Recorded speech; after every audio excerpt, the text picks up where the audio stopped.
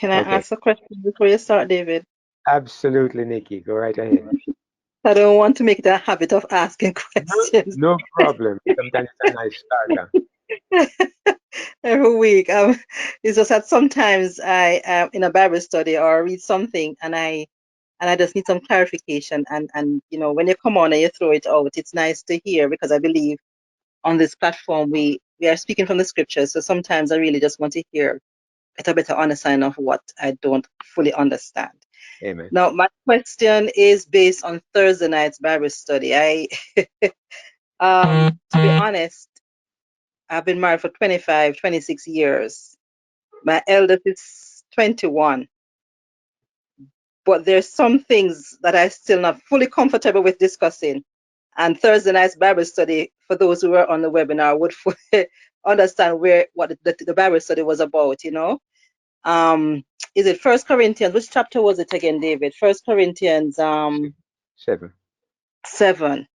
And Paul was basically talking about, you know, maybe sexual immorality or just how you relate husband and wife to each other and things like that. But one of the questions I was asking, and I'm asking this question because there are times when you grow up with a certain belief based on maybe where you're coming from, your background, and it might not have any biblical bearing. It might be from something you've read or just tradition or just something passed down. The part that you mentioned when Paul says, husbands should not deprive their wives and wives should not deprive their husband, except for when you talk about intimacy, except for religious. Where's the verse? Fasting and prayer. To give yourselves to fasting and prayer. Fasting and prayer. The fasting and prayer. Um, my question is based on the fact: is it mean fasting and prayer as in fasting and prayer, or can it be extended to Sabbaths? Because I know some people believe, and I don't know if it's something that is passed down, something that people have read from the spirit of prophecy, or something that is ingrained in scripture, or where it comes from, where you can't engage in intimacy during Sabbath hours. I don't know that is included in fasting and prayer. And I'm asking this because I believe we're mature enough, and it's not to say that we're going to counsel each other on what to do and what not to do. But I was trying to understand in the context of what Paul says here. Okay. First of all, I appreciate the question, and I hope you don't ever feel restrained in asking the question, because I think our Bible study time is a time when we have a really open meeting where everybody is free to hear their questions, and I don't want it to change. Even though we have an agenda where we might have we want to get through this evening, but I think the questions are more important. So by all means, Sabbath evening and our Bible study class is a time for all the questions. So don't ever feel reluctant. It's always a good way to begin the meeting. So that's number one. Secondly, I think that many times when we read the Bible, sometimes there is an undertone of what I call a legalistic approach. What I mean is we tend to look at the words instead of the principle behind the words. And I can think of one particular case, one other case than the one you mentioned. For example, when Jesus said the only reason why people should get divorced is if it's for fornication. Now, some people have set that in stone, and they say that's the only reason given in the Bible why anybody should ever get divorced. But what about if one person is beating the other? What about if one person's life is threatened? The Bible does not always give you every possible scenario.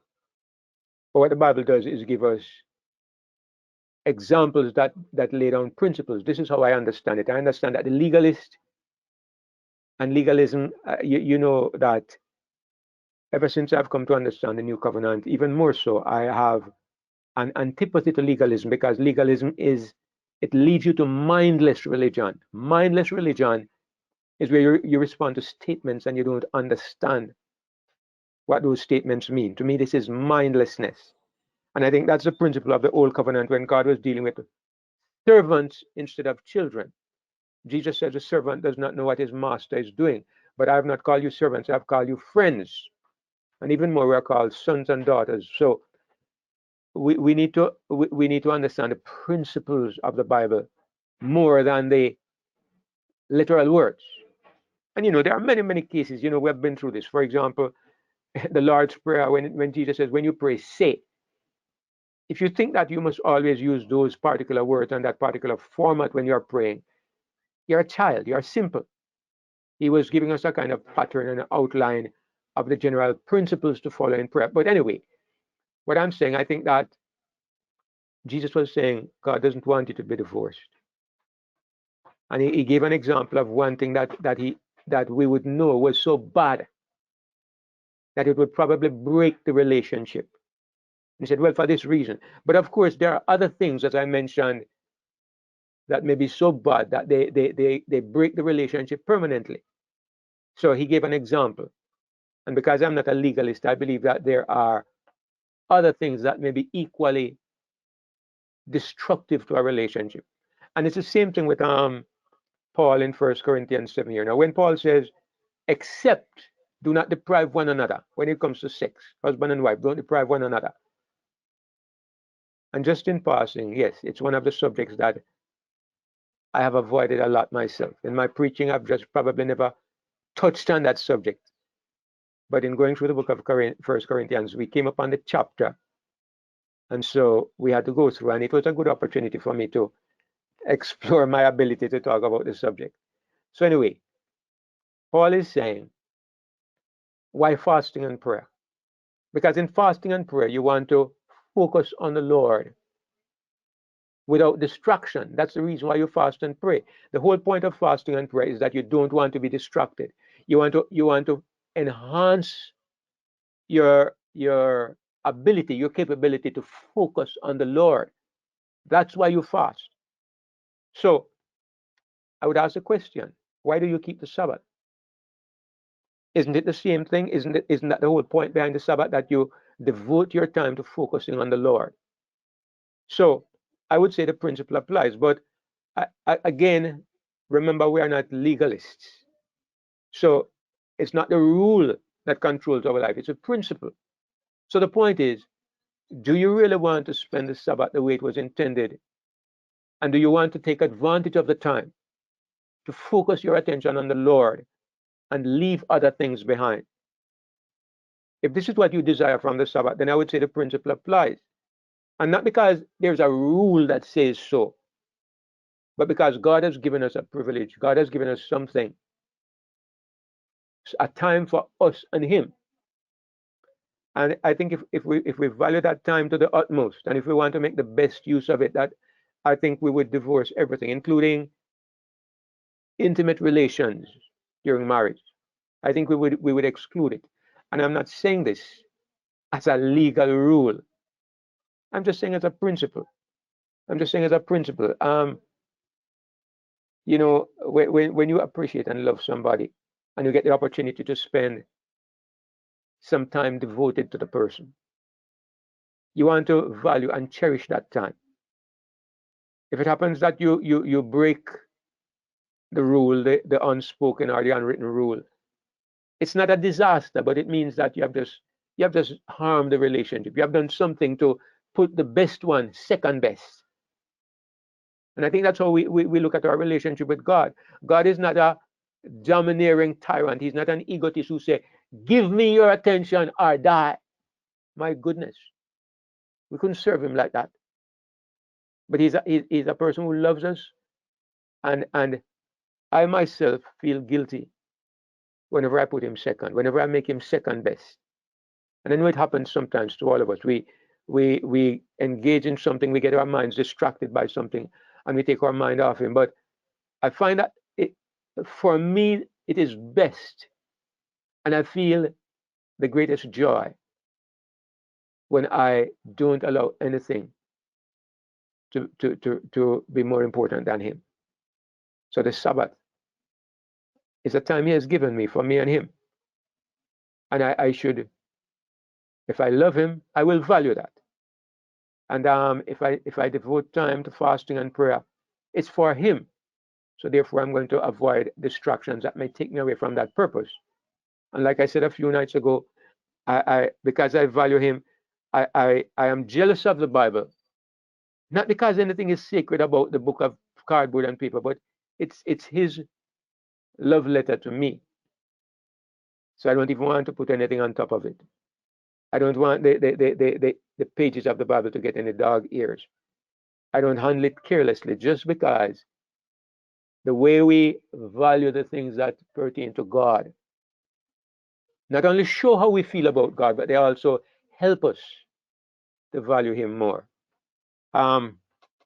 There's a story I read long ago, and it's entitled Johnny Lingo's 5-cow wife. I think it was 5 cow or 10 cow. I don't remember. But it's a story about a guy who lived in this community, in one of those primitive communities where you bought your wife for cattle. You give the parents land or whatever, those backward societies, and then you would get your wife. So Johnny Lingo was supposed to be a very smart guy. He was known to be very good in his business dealings and so forth. And so finally, Johnny Lingo was not married. But then eventually, the time came for him to be married.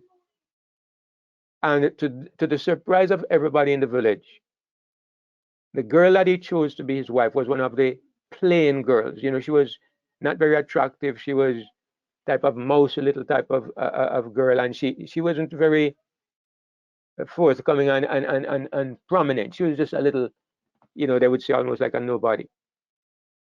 And to their surprise, Johnny Lingo paid 5 cows for this woman. Now he could have gotten a beautiful, attractive wife for 2 cows. And this one he could certainly have gotten for 1 cow or maybe a calf. And he paid 5 cows for this wife. So everybody thought Johnny Lingo had lost it, and he got tricked in this one. The girl's parents really pulled one over on Johnny Lingo. So this guy who was writing the story said he went to visit Johnny Lingo some months afterwards. And while he was at the home, the wife came into the room to serve them some food. And he said when he saw this girl, he gasped. He couldn't believe his eyes. It couldn't be the same person. This beautiful person who came in so attractive and so full of life, and he couldn't believe it was the same girl. And he said, is this her name, Sharon or whatever? Johnny Lingo said yes. So when she was out of the room, he said, what happened? She's the most beautiful girl in the village. What happened? I mean, you could have had this one or that one for 1 cow or 2 cow. You paid 5 cows for this wife. You know what Johnny Lingo said? He said, yes, I could have got a wife for 1 cow, but I wanted a 5-cow wife. Her parents offered her to me for 1 cow, but I wanted a 5-cow wife. I paid 5 cows. And the point that he was making was that the point behind the story was that, whether it's true or not, the point is that people value themselves and think of themselves based on how you treat them. If you treat somebody like a cheap, low-class, second-class person, they begin to think that way about themselves. Johnny Lingo made this girl understand that she was the most valuable girl in the village. She made her understand that the man who wanted her valued her above everybody else, and that to him she was the most expensive thing in the world. And the point behind the story is that she believed the value he placed on her made her change. She carried herself with a different bearing. She fixed up herself. She acted like a 5-cow wife, and she became the most desirable and attractive girl in the village. So maybe it's just a story, but the principle is correct, that we value things. Our things become valuable to us because we expend or we pay for the thing. We put value into the thing, and so it becomes valuable to us, and we treat it like something valuable. Maybe it's not exactly the story to highlight what I'm trying to say. But the point is there. You will value something in accordance with the price you pay. And so even when it comes to the things pertaining to God, for our sakes, it is important that we value anything pertaining to God very highly above everything else. Don't let anything get in the way so that we can know, our hearts can know, our minds can know, our psyche can know that this is the most important thing in the world to me. Brother David, I have a question. Yes, Brother Sam, go right ahead. I notice a lot of times you say that we don't need no laws to govern us because we are righteous or the righteous people. I know when I asked you about heaven and about all the other beings that was there, all the angels or the one you said, you didn't need no law because laws is not for the righteous. But then I was thinking to myself, do we actually need laws? I said, when I get in my car to drive, there are laws on the highway that if I want to get home safely, I will obey them. When the sign says one way, this way, I don't want to go on that road and be going the other way because I'm gonna most likely have an accident. So Mm-hmm. I want to know. I'm not saying the rules is forcing me to drive the right way, but it's giving me the opportunity to know something is wrong as I go down the road the wrong way. It's a possibility that I would be in an accident. So I Mm-hmm. want to know how you say that a righteous person do not need no law. I never say that I need a law to help me to want to be like Jesus or to have him in me. I wanna not steal. Mm-hmm. I don't want to kill. I don't want to run around with someone else's wife. I don't want to lie. Well, I do have a bad habit of joking a lot. My wife said, "You joke, you lie." So she got me on that one. But Okay. I'm saying that we do need some guidance. And that's what I think laws. I think laws are just guidance. I have rules that I give to my children and my grandchildren and my great grandchildren. I give them all rules. They don't. They know they don't just run into my bedroom. That is my kingdom, my bedroom. So Uh, you got to have permission to come into my kingdom. okay. Uh, All right. Yeah, Brother Sam. All right.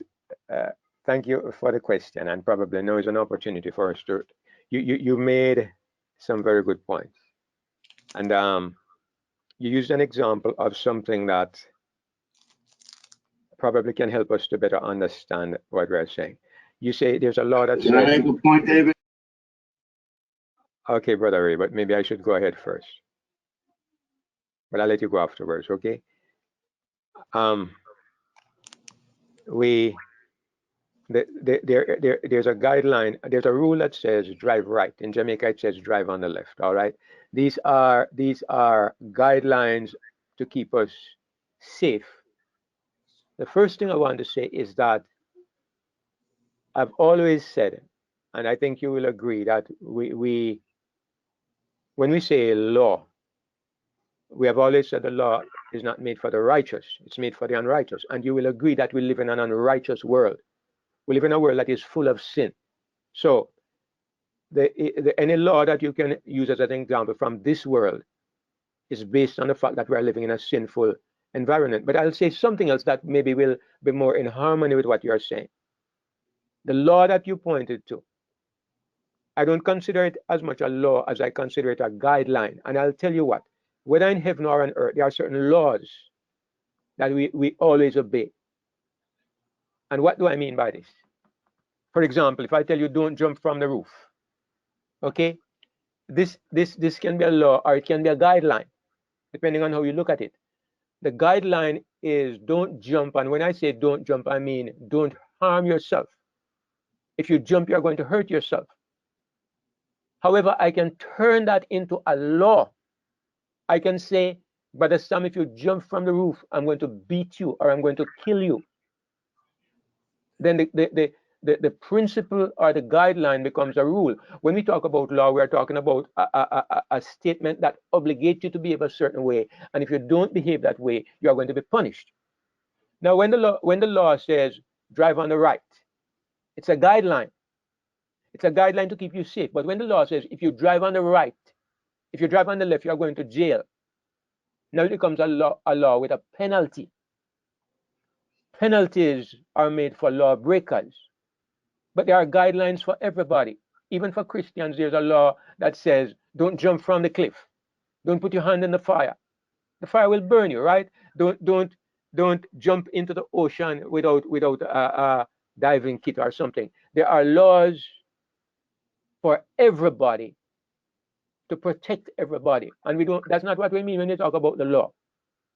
Biblically speaking, when we talk about the law, you mean a set of rules where if you don't abide by them, you are going to be punished. Punishment goes along with law. If you have a law, you say to your grandkids, don't come into my kingdom, don't come into my room. Suppose they do come in. What happens? If they do come in, nothing happens. They don't die, they don't drop down. You get mad and you might shout at them and maybe you might even punish them. Therefore, it's a law that you have made and there's a penalty. And I'm saying in heaven, there are no laws with penalties. God doesn't say to the angels, if you commit adultery, you will die. If you steal, you will die. If you kill one another, you will die. Because the beings who are good do not kill one another. People who are good don't steal. People who are good don't lie to one another. And you don't need a rule to make you know this. We don't do it because it's not in our nature. There's only one of the 10 commandments that we might not know. Father, And it was given to us as a guideline, not as a law. And it's a Sabbath. One more thing, brother. Let me just finish this, and then you Brother Ray wanted to say something as well. Okay, But go ahead. in the garden, when God gave the Sabbath, there's nowhere in Genesis that tells you it was a rule. It just says God blessed the day and God set it aside for a holy use. God's people could use that opportunity. There was no command to do it. It was under the law. It was at Mount Sinai that it was made into a rule. Mount Sinai, God says, keep the Sabbath, don't work, your servant don't work, your cattle don't work. And on that occasion, he says, those who break the Sabbath were to be put to death. That was a law. But in the garden, it wasn't a law. It was a guideline. It's like God was saying, look, I want some time with you, my people. I'm going to set this time apart. I bless it. And it's up to you what you're going to do with it. It was a choice. It wasn't a law. So I know you want to say something, Brother Sam, but to be fair, let me let Brother Ray speak and then I'll come back to you. All right? Okay. Yes, good evening. Happy Sabbath to all. Yes, understanding this thing about the law, the way I understand it. I understand that there is no law in the land by a government, ruler, kingship, dictator, or anything that comes from this earth that can be written in your hearts. Because any of these laws that we are governed by the land, and we keep trying to compare these laws with the laws of the Mosaic laws, the Old Testament. Those laws were just the same as the land because they were written on stones, in fact. They were written down on stones and passed down to Moses and them so that they could legislate under that law to also rule on a government, a system of government on the earth. So these laws, whether they were from Judea law, whether they're the laws of the land now, don't drive on the right or don't drive on the left, they can never be put in our hearts.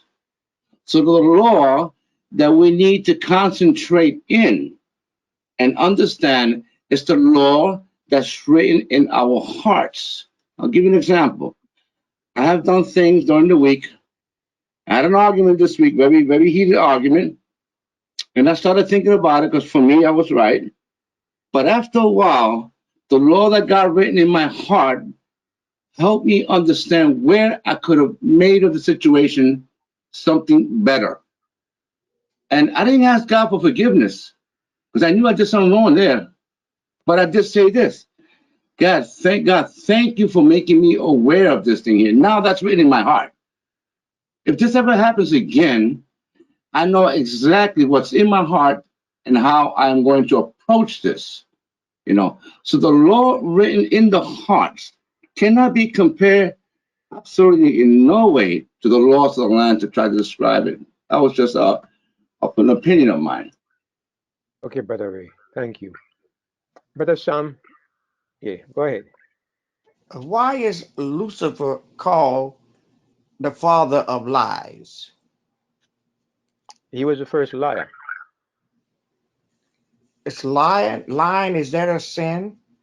It is a sin. Is it a law? I don't think there was a law against lying because nobody ever knew what a lie was. Lucifer invented lies.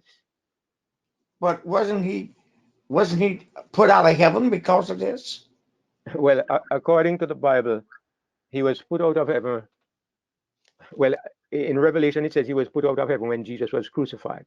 Okay, after the resurrection of Jesus, he was put out of heaven. But the thing is, Lucifer started rebelling against God.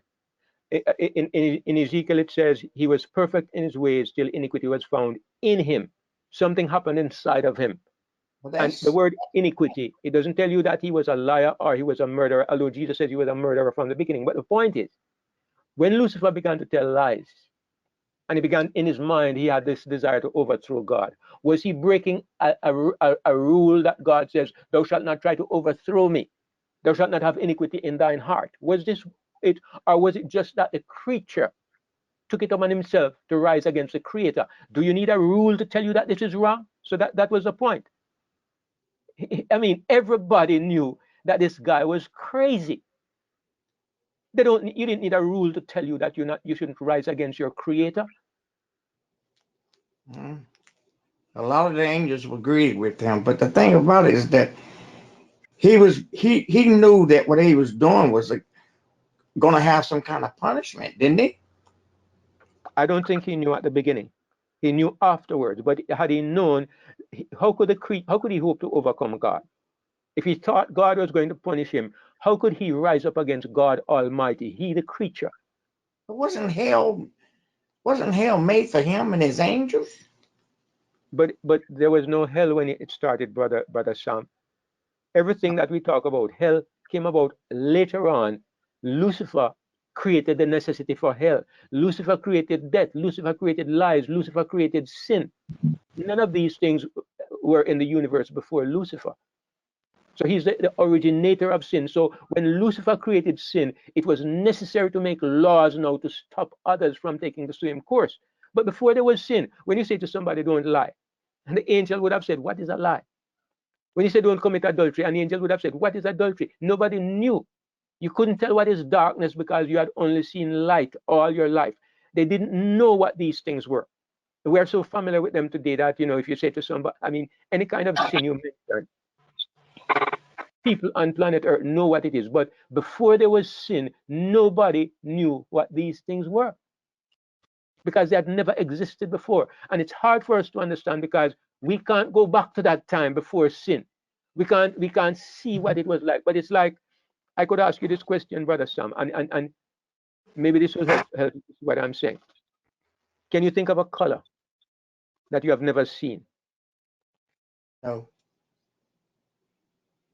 Because you're not capable of imagining what you have not experienced, because we are humans, we are not creators. You can't imagine the things you have never seen. So before Lucifer introduced sin, the only person in the universe who understood sin was God. Only he knew that such a thing existed. That is why when he said to Adam and Eve before they sinned, he said, when the man took the fruit, you know what God said? He has become like one of us, knowing good and evil. Adam didn't know what sin was. Eve didn't know what sin was. They didn't know even what a lie was. That is why Satan pulled the wool over their eyes so easily. Because you think if a snake comes in a tree and tells you to eat a fruit and God tells you not to eat it, will you be stupid enough to eat it?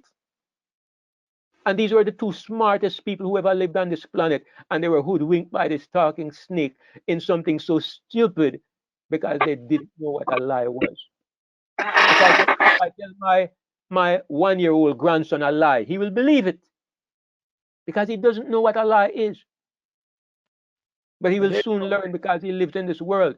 And those angels, those angelic beings were like 1-year-old children in terms of sin. They were innocent. They didn't know what it was. And Adam knew there was a sin to eat the fruit because he was so upset with his wife for doing this. But I Because guess he, he said to because he himself knew that if they ate, they would die. he was gonna lose her. He knew Right. the penalty for breaking the law was death, and he didn't want to lose her. Exactly. God told him that if they ate, they would die. So he understood this part. But what I'm saying is that uh, clearly they did not know about a talking snake. They didn't know that somebody would come in the guise of a snake. They didn't know what a lie was. When Lucifer came and said, God knows that if you eat this, you will become like God. You will not die. Now, for the first time, they are faced with a lie. They are faced with what God says, and they are faced with a talking snake. They have never seen a snake talk. And furthermore, I believe that the snake takes the fruit and eats a piece of it as well, and he doesn't die. They don't know how to deal with a lie. It's like you lie to a 5-year-old. You can wrap him around your finger. You can tell him anything because he doesn't understand what is happening. Okay, so Eve was deceived because she was the one that with the lie. Adam came after. Adam was not deceived. Right. That's what Paul tells us clearly. The woman was deceived and not the man. He was Adam, with his eyes wide open. He knew he was breaking a law of God. He knew. exactly, because the law says don't eat. And if you Right? eat, you will die. So there was a clear law. But the Clear thing law. is that he loved his wife so much, he decided to die with her. Yeah. He, he committed sin with her. But I still have a problem with the beings in heaven do not know any laws. I guess they won't know no evil. I guess that's what you're saying to me. There was no evil in the universe, so they would know they didn't know no law because there was no evil. But then I know evil is a mystery because it says it. The devil had something in him that was a mystery that It's called started. the mystery of iniquity. And we can understand, even if we can't understand the mystery. But the thing is, when you think about it, Brother Sam, the thing is, how can a person who is perfectly good change and become evil? That is a mystery. That Yes, is a mystery. it's a So, mystery to me. That's what I'm hard understanding. right. So that's something that I don't think it's going to be easy for us to understand. But we know what happened, even if we don't know how it happened. Brother David, It's rather, yeah. if the Ten Commandments was in heaven before sin, I wonder who could possibly commit adultery there. Yeah, I mean, it's clear that there are a couple of those 10 Commandments that just could never apply in heaven, even if there was a law, because Jesus said that the angels do not marry and are not given in marriage, so they could not commit adultery because clearly they didn't have the equipment to commit adultery. But they can And lie. say that again, Brother Sam. They can lie. Sure, Lucifer lied, so clearly they can lie. And it's more commandments than just 10. It's more commandments than 10. I'm not thinking about the 10 that was given that Moses gave. There's other commandments too. Okay, all right, yeah. So anyway, that's my main. David? That's just a second, Sister Esther. That's my main point, Brother Sam.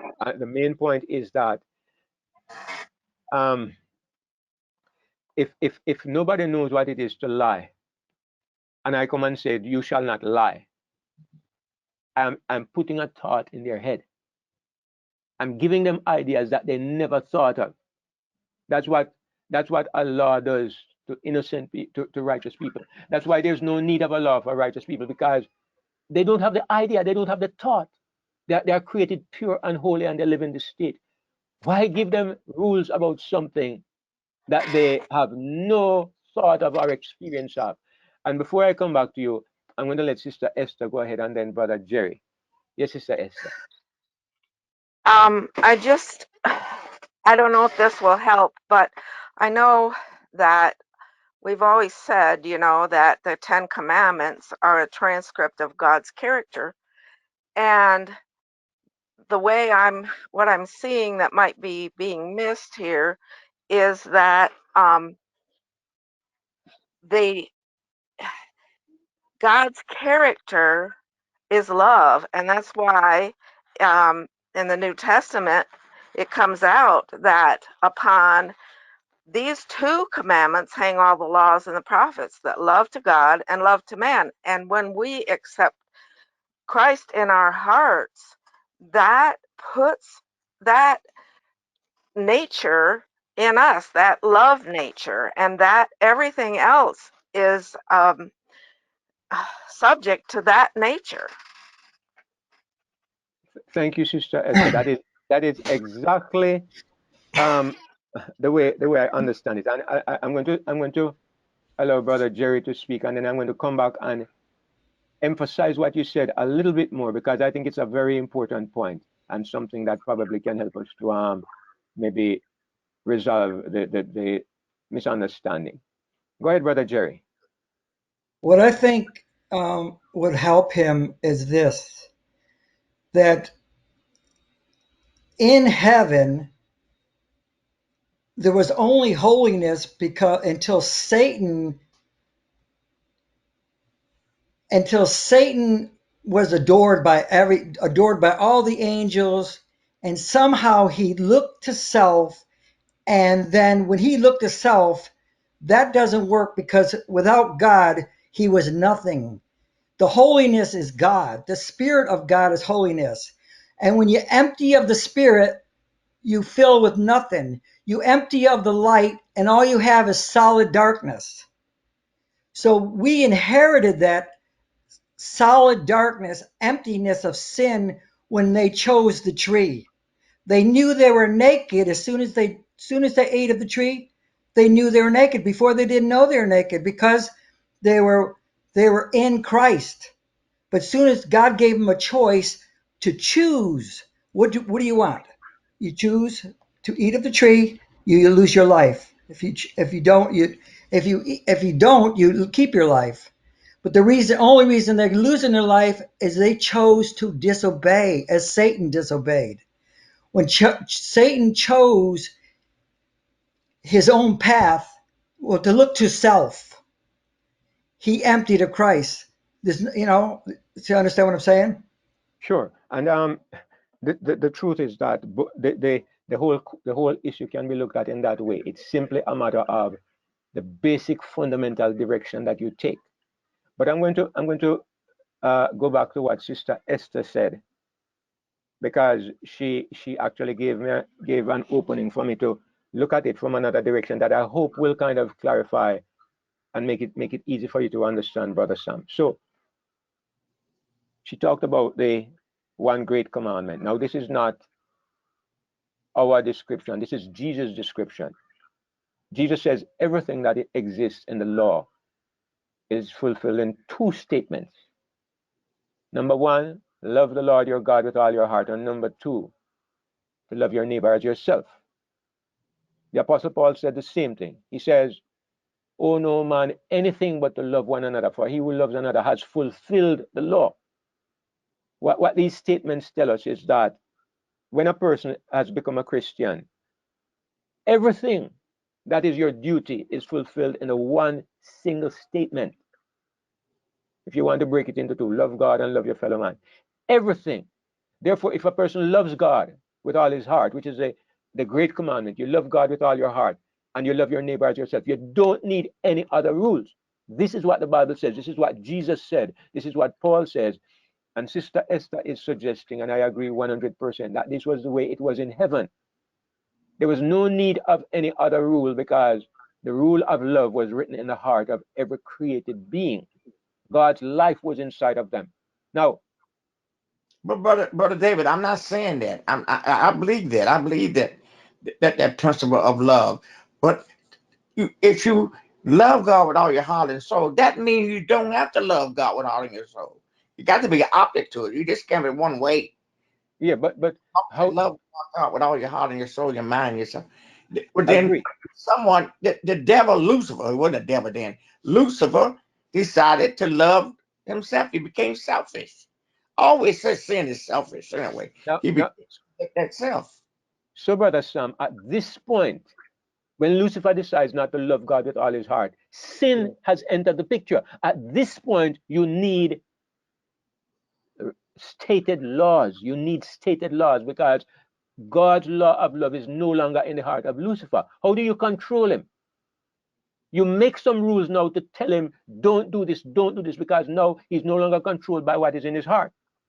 Well, This is could Lucifer confess and say, "I'm sorry for thinking that way, Father"? sure he could. Would he been forgiven? Absolutely. Okay. But the question you asked, Brother Sam, it just highlights what we have been saying, which is that before Lucifer sinned, there was no need of a stated law because the law of love was written in everybody's heart. Lucifer broke that law of love. He broke the law of love. When you are not controlled by the law of love, you better find a way to control people. When you come from a bad community and you have badness inside of you, you better have rules. Rules, laws are made for the lawless. Laws are made for the lawless. And this is what the Bible says. The law is not made for a righteous person because a righteous person has the law written in his heart. He has the nature of God in his heart. He loves his enemies. He loves his God. He loves his neighbor. You don't need to control him by putting a set of rules around him. But the person who does not know God and does not love God and does not love his neighbor, you better tell him, don't kill your neighbor because he will do it. Don't lie to your neighbor because he will do it. Don't steal because he will break his neighbor's house. That person needs rules and threats to keep him in line. I don't need it. That's one thing when I have a problem with you, Brother David. Rules do not keep you from breaking them. No, Rules. but they control criminals. I mean, but if you have a, okay, never mind. Forget it. Okay, I can't express myself the way I want, where I really want to express myself when it comes to, because every time we speak about this, you're talking about rules. I'm not speaking about rules. I'm saying in heaven, there had to be a law in everyone's heart. They Can knew you that. find in the Bible, Brother Sam, where in the heaven there is a law? If you could find that, then we could look into it. But I don't see that in the Bible says that there's any kind of laws in heaven before until Lucifer decided to, side for himself and do exactly what Eve did, Oh, come on, which brother. was trusting in him like he trusted himself. Brother, Okay, here, Brother Sam, you just said something. And if this is what you were saying all along, we don't have an argument. You said that all you're saying is that in heaven, everybody had the law written in their hearts. You just said that. Is that what you're saying? Right. that's what I'm saying. Then where is the argument? Because that's what I've been saying too. But then we agree. Thank God. Right. The law of love. Oh boy, he's back. Oh, he's back. Okay, Brother Sam. Then everybody in this room agrees that the law of love was written in the heart of every being in heaven. When you talk about a law in heaven, what most of us think you're talking about is you're talking about a set of rules. No, Okay, no. then let's leave it there while we're ahead. Praise the Lord. We're seeing eye to eye. Love. Talking about love. Okay, Brother Sam. Then we're in harmony. So praise the Lord. Amen. Amen. I may not need to call you then, okay? Okay, good. I think we got it straightened out. Okay, praise the Lord. Praise God. So, is there any other point that we should discuss, brothers and sisters? I mean, we can go to Matthew 14, Matthew 24, or we can take another question.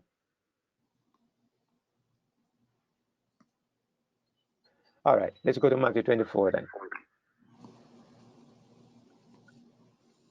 I'm going to go ahead and share my screen. Last week we started Matthew 24, and with these kinds of studies, I'm not going to be in a hurry. So don't feel guilty, those of you who raise the questions, because for me, it's very important that we work through those questions. I think for all of us, just discussing it is helpful. We don't have to have an agenda that we're going to finish this evening. We're going to take our time and move along. So I'm just explaining that nobody feels a little frustrated if the discussion takes a little longer.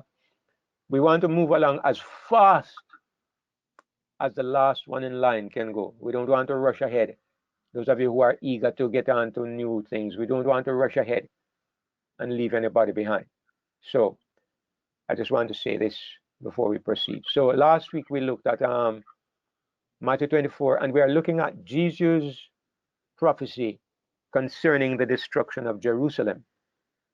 Last week we saw that some of the things that Jesus said that many people use as indicators of the end. Jesus actually said that the end was not yet. These were signs that the end was not yet, because he talked about you shall hear of wars and rumors of wars.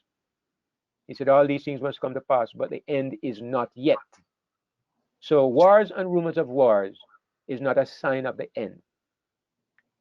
He spoke about nation rising against nation and kingdom against kingdom, famines, pestilences, earthquakes, and he says these are simply the beginning of sorrows, not the end. So the point I'm making is that it might be a little unwise to say we're having a lot of wars or we're having famines and we're having earthquakes, so this means that it is the end. Maybe, according to what Jesus said, these are not really indicators of the end. But what I will agree is that as these things multiply and become more frequent and more devastating, we would be blind to not believe that this means the end is approaching closer and closer. Even though Jesus says these are the beginning of sorrows, okay? But at the same time, when they begin to multiply, for example, I heard that in the last 5 years, there have been more earthquakes than from the time of Jesus right up until that time, or something like that, or in the last 100 years. I don't remember the statistics. But like these things have been increasing exponentially as we come closer and closer to our time till there's an explosion of it. Now, somebody might say, well, they just never had the ability to record all these earthquakes and storms and so on.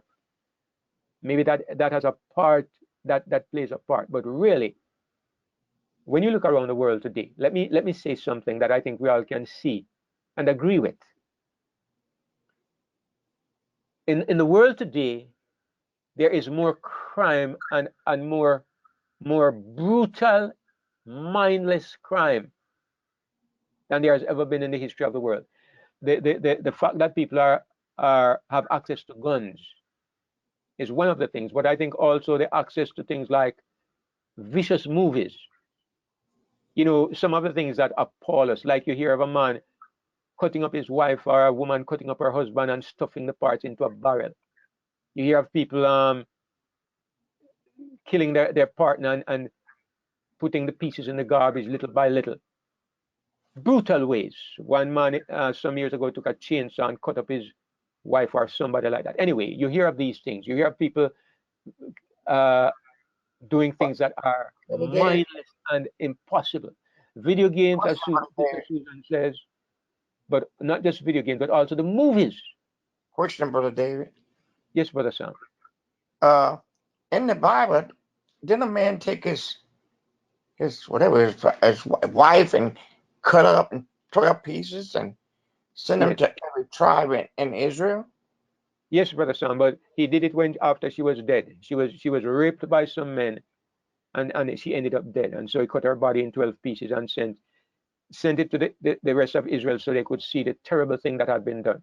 Okay, she was dead. She was not killed by him. Okay, I understand. Yeah. And it's still a pretty gruesome thing to do, but at least she was already dead. But I know there are some horrific stories in the Bible. I know, okay? But the truth is that, you know, as we progress down towards our time, people have the idea that man is getting more civilized and humanity is getting better. But the evidence is that it is not so. Right. In our age, we have come to the time in history when for the first time or the second time in the history of the planet, they say it happened before the flood. But for the first time, the second time since the world was created, the first time since the flood, men are getting married to men. I mean, the male species to the male species, the females to female. They are having marriage contracts written to each other. Maybe for the first time, the technology is turning supposedly men into women. The mindless stupidity of the present age tells every one of us that we are living in the last days. In the arena of religion, there is every color, every range, every stripe of religious ideas that you can think of. And of course, our little fellowship is one of those. But, you know, we believe, and I think all of us have the opportunity to judge for ourselves where the path of truth lies. But there's so much religious confusion in the religious world, in the social world, in the national world. There is so much.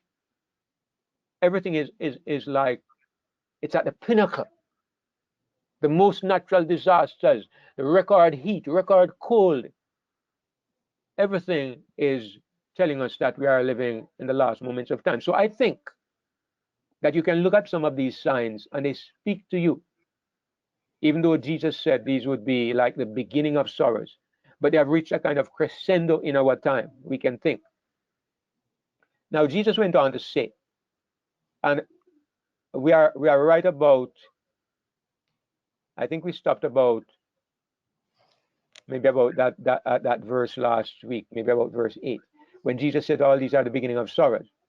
He goes on to say, then shall they deliver you up to be afflicted and shall kill you. You shall be hated of all nations for my name's sake. And I think this happened back in the days of the apostles.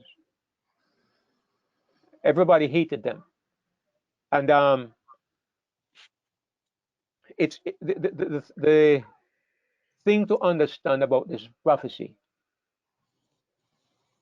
is that Jesus is trying to answer three questions in one statement. In one answer, he's trying to answer three questions. Because as we pointed out last week, they said, when shall these things be? When shall the temple be destroyed? And what shall be the sign of your coming and the end of the world? The reason why they asked this question, Jesus never mentioned the end of the world. He simply said to them, the time is coming when there will not be one stone left upon another. And they thought that must be the end of the world. That must be the coming of Jesus, the return of Jesus.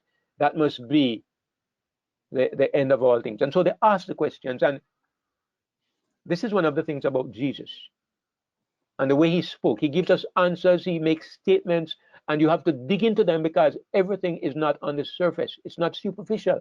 There is a great depth in what he's saying, and you have to analyze and dissect and look into it to get the answers. Because a lot of what Jesus is saying here is responding to the question, when will the temple be destroyed? That's the first thing he's answering. I'm getting a little feedback, so I'm just going to mute everybody.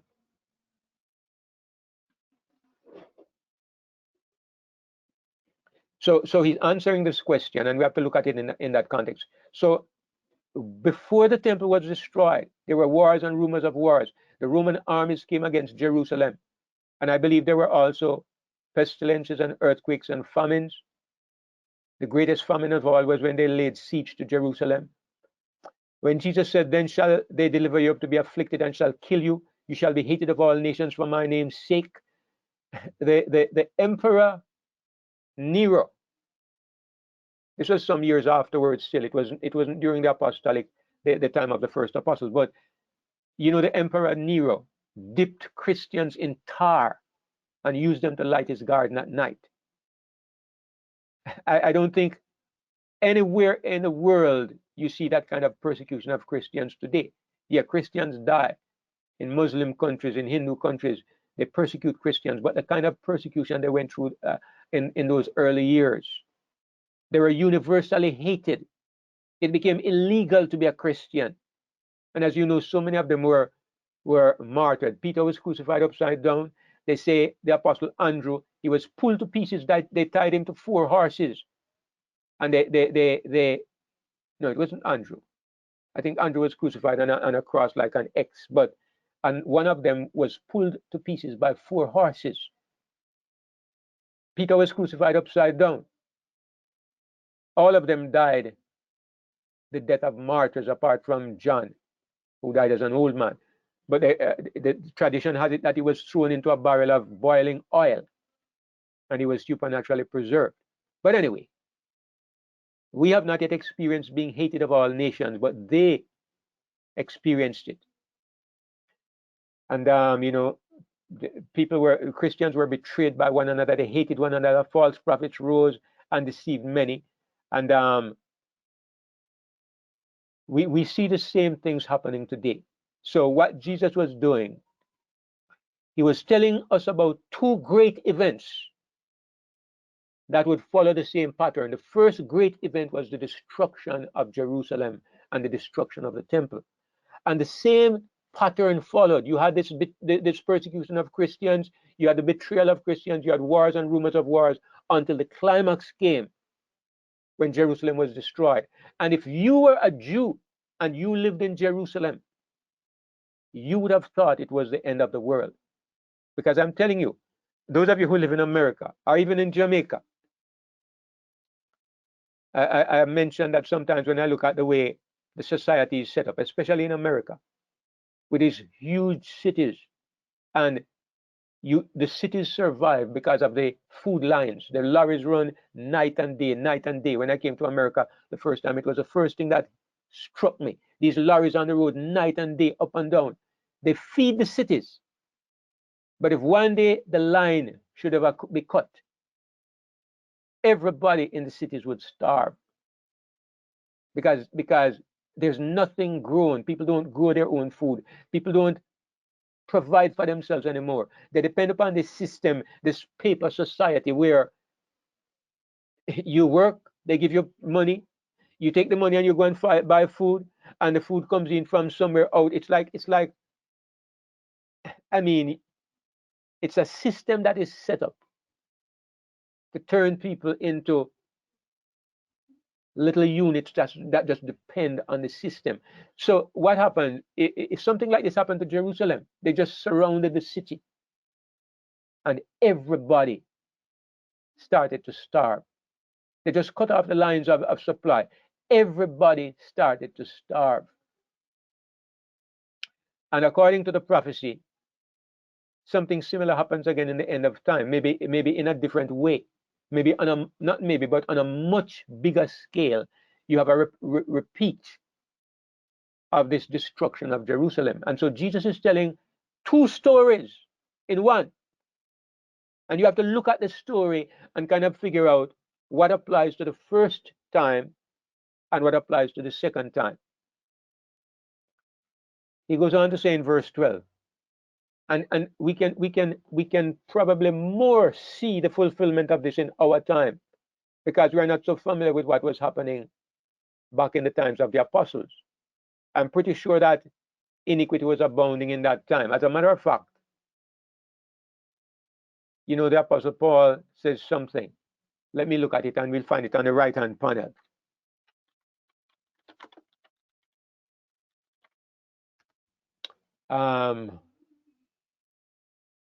Let me look for it in the King James Version. 2 Thessalonians 2 and verse 7. Look at what it says. Paul says, for the mystery of iniquity does already work. It's already working. Only he who now let it, or he who is preventing it, will prevent it until he is taken out of the way. So what Paul says is that even from his time,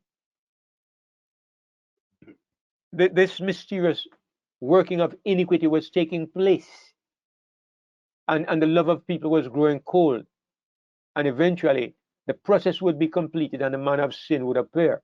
So I don't think that this verse here, verse 12 in Matthew 24, I don't think it applies just to the end of time. It was also happening back in the time of the early church.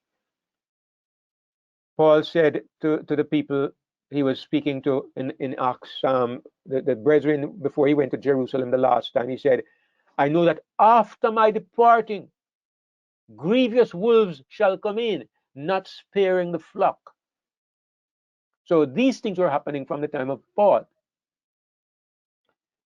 Now he goes to some verses now that you can be sure are applying to our time. Because look at what he says. But he that shall endure unto the end, the same shall be saved. And this gospel of the kingdom shall be preached in all the world for a witness unto all nations, and then shall the end come. Now, again, I want to say something to you. Suppose you were living in the time of the apostles. Do you know that the apostle Paul says that the gospel had been preached in all the world? Are you aware of that verse? In case you are not, I could look to see if I can find it. The then known world. Doesn't it say the then known world? It's a then known world. Agreed, Sister Di. But what you know is what you know. Right. If you don't know, then as far as you are concerned, it is the world. Yeah. So let me see. Where is it? I'll see if I can find it.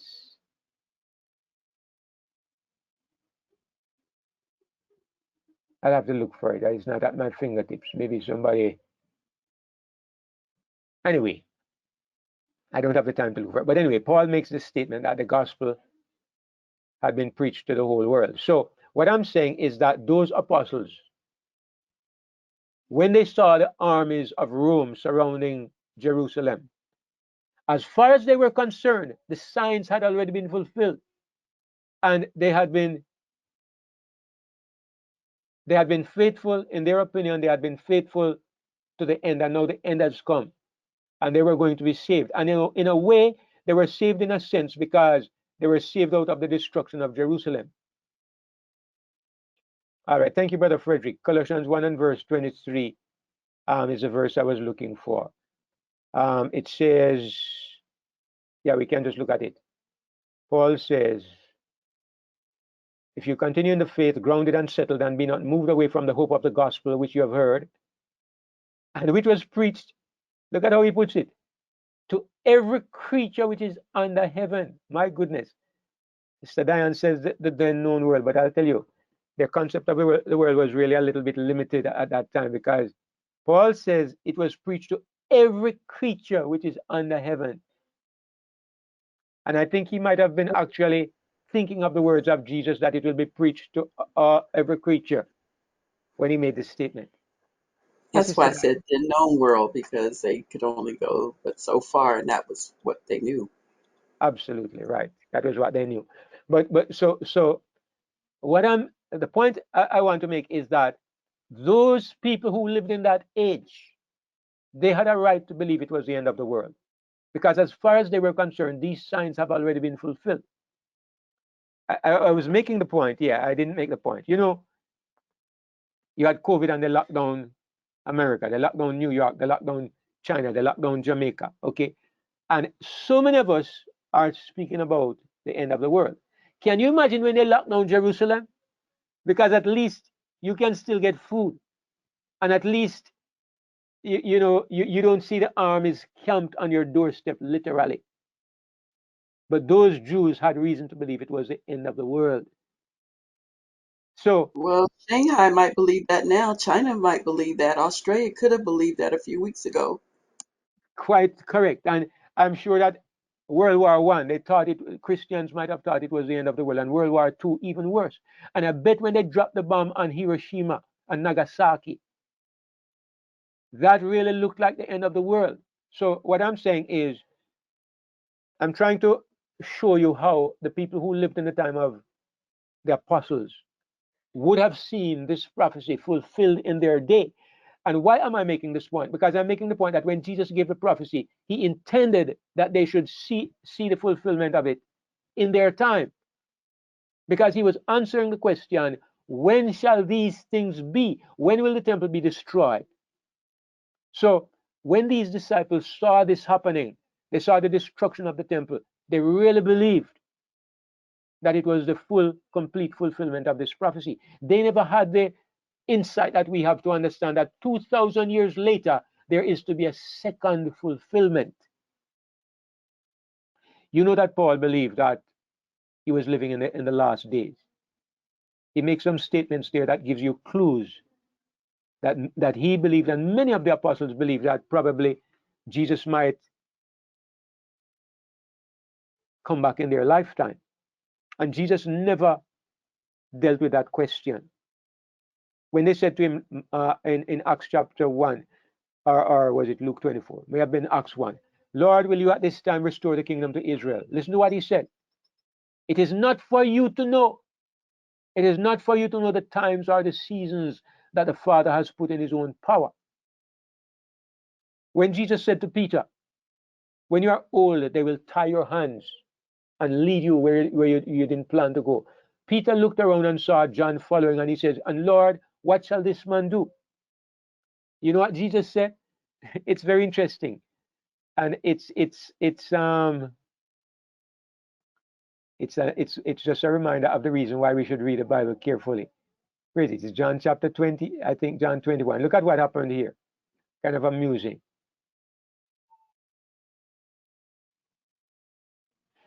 In John 21 and verse 21, Peter, seeing him, said to Jesus, Lord, and what shall this man do? Jesus said unto him, if I will that he tarry till I come, what is that to thee? Follow thou me. Then went this saying abroad among the brethren, that disciple should not die. Who carried that news? It's either Peter or John, because Jesus was talking to Peter and John was following. Jesus surely never gave that message. Either Peter or John went and told the people that that disciple will not die. Now remember, this book of John is written about AD 95. It's written when all the disciples are dead and John is the only one left alive. So John wants everybody to know that if he dies, it doesn't mean that the prophecy has failed, because Jesus never said. Yet Jesus said not unto him, he shall not die. But if I will that he tarry till I come, what is that to thee? John is making it clear that Jesus never said he wouldn't die. John said, suppose I want him to live till I come. What is that to you? So anyway, what I'm saying is, these are some little things in the Bible. They just kind of help us to understand why the early Christians might have believed that Jesus would have come back in their time.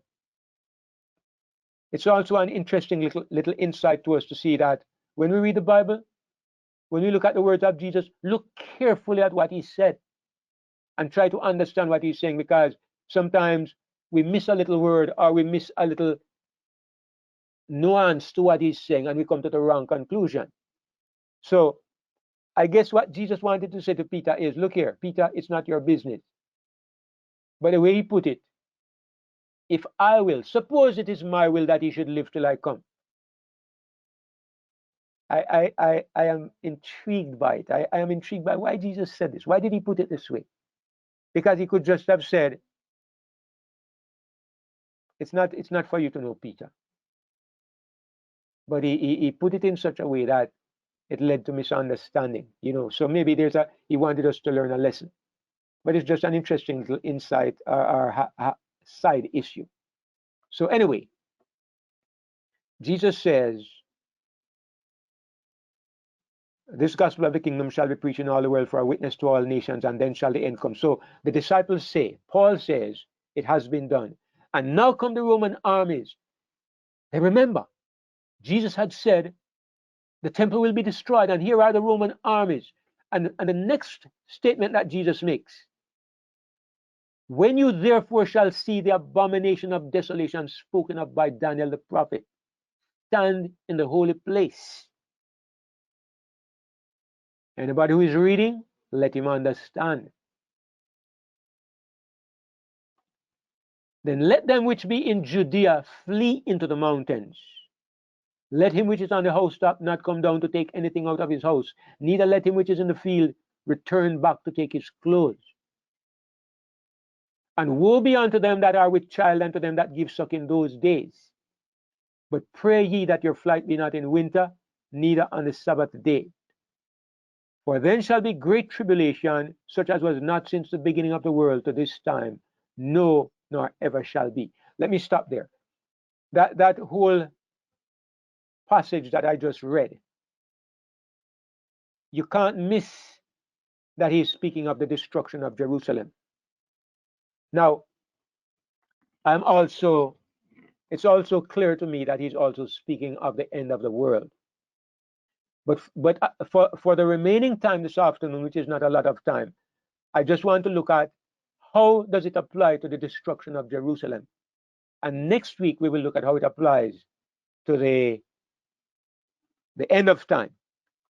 Now, let me see. The corresponding passage is Luke 21. Let me go to the exact passage. I want to bring up the other passage from Luke on the right-hand side. It's not giving me the link. So let's go to Luke 21. Let's go to Luke 21. I think it will show me what I want to see in Luke 21 or Mark 13. But let's go to Luke 21. The same place where Jesus makes the same statement, but Luke records it a little bit differently. Yes. Here is the passage from Luke. Luke 21 and verse 20.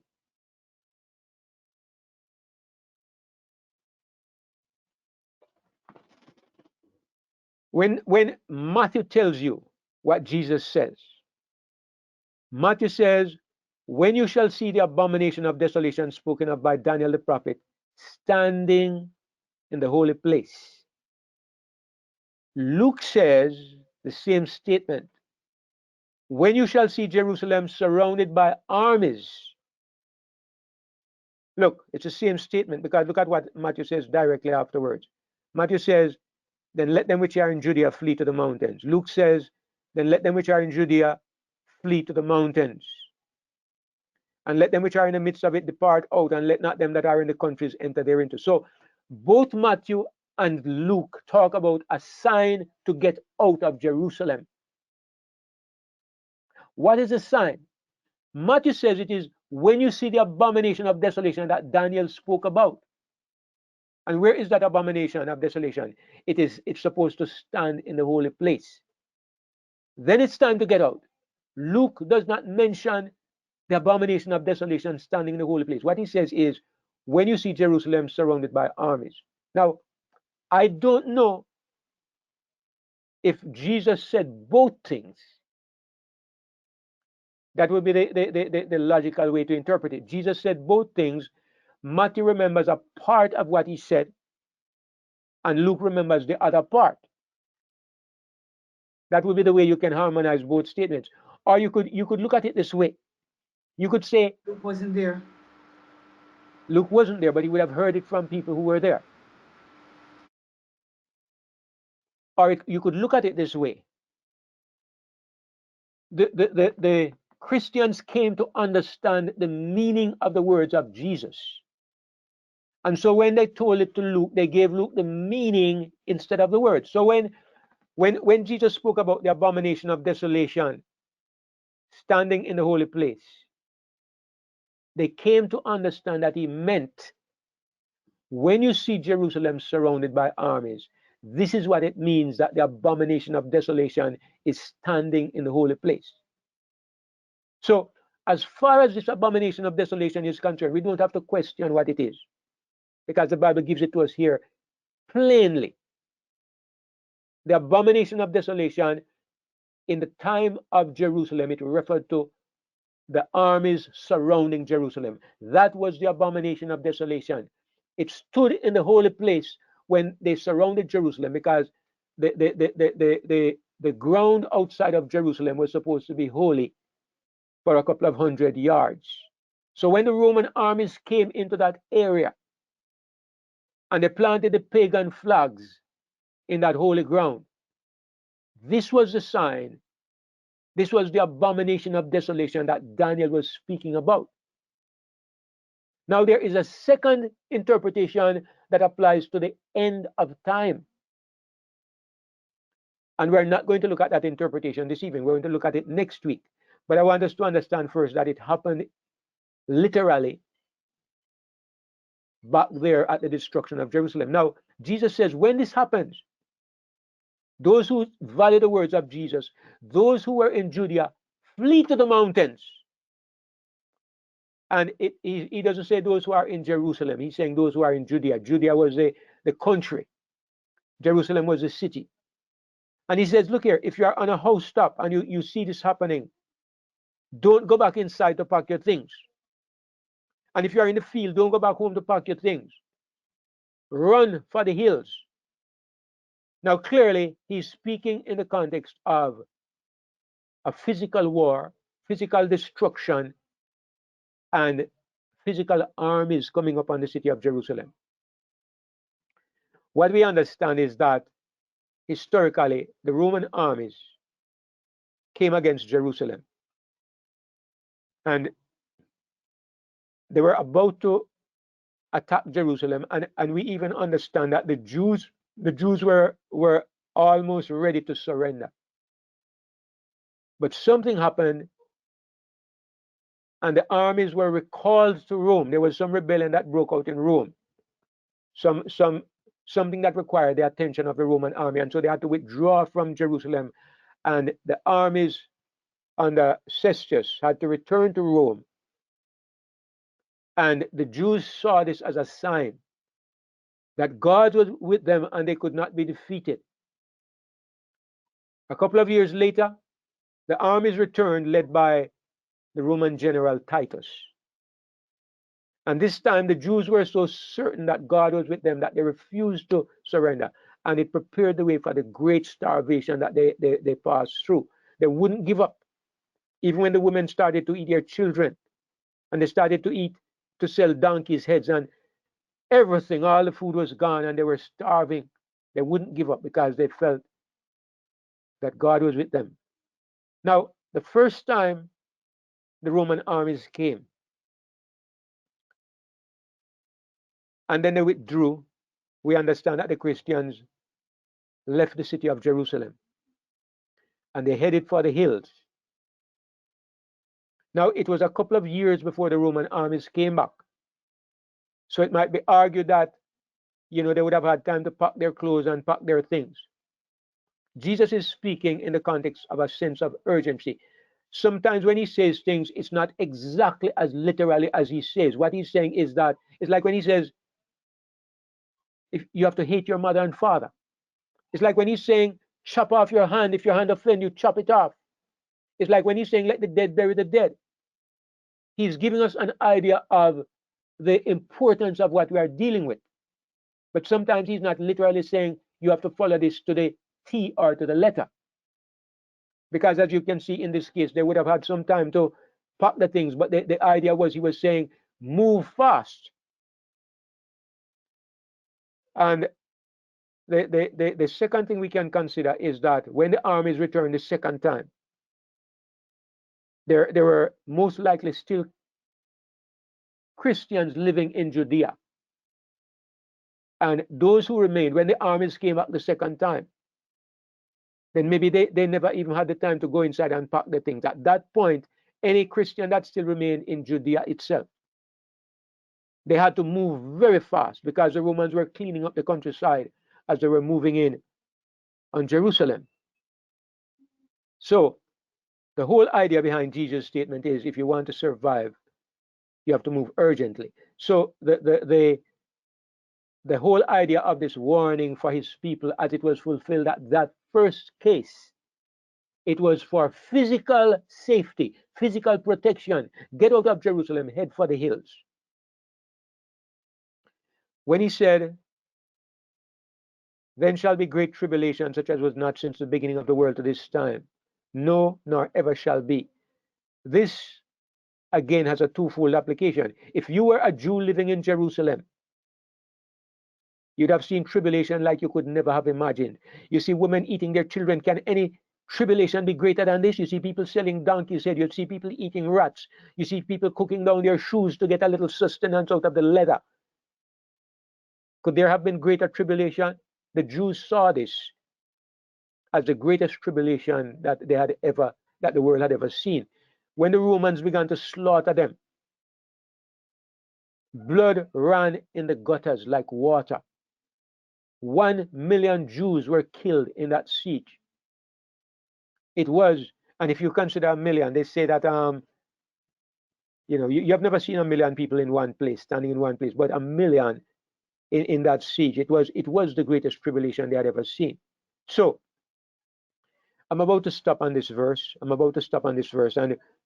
I want to stop here because I think from this point now, many of the things that are said we begin to morph into the last days. How are these things fulfilled in the last days? And I want to devote the time next week to talking about that more fully. So, all right, I want to thank you all for your participation this evening, including the questions we had at the beginning. And I'm just going to close the recording and then close the meeting, and we can close for the evening.